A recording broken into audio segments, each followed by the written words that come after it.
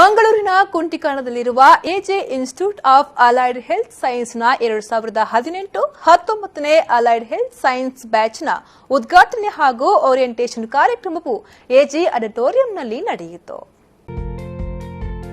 ಕಾರ್ಯಕ್ರಮವನ್ನು Lakshmi memorial education ಟ್ರಸ್ಟ್ನ ಉಪಾಧ್ಯಕ್ಷರಾದ ಪ್ರಶಾಂತ್ ಶೆಟ್ಟಿ ಹಾಗೂ AJ institute of medical science and research ಸೆಂಟರ್ನ ಡೀನ್ ಪ್ರೊಫೆಸರ್ ಡಾ ಅಶೋಕ್ ಹೆಗ್ಡೆ ಅವರು ದೀಪ ಬೆಳಗಿಸುವ ಮೂಲಕ ಉದ್ಘಾಟಿಸಿದರು.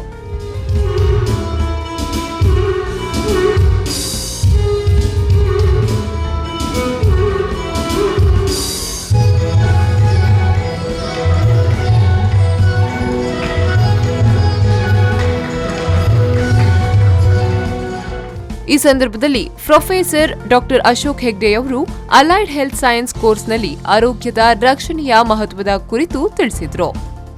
We at AG Group of Institutions pride ourselves as premier healthcare providers with the commitment of providing quality and holistic education and training.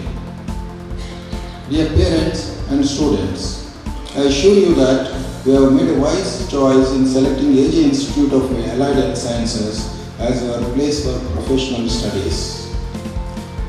The present day education is confined not only to the classrooms but also involves the overall development of every sphere of life.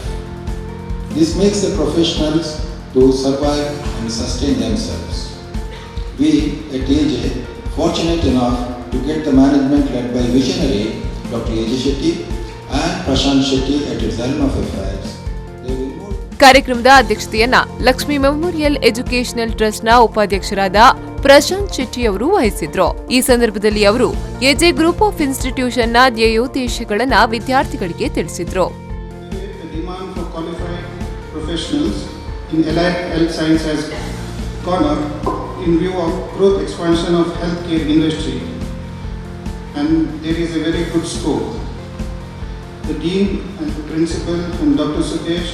has already briefed about the importance of the courses.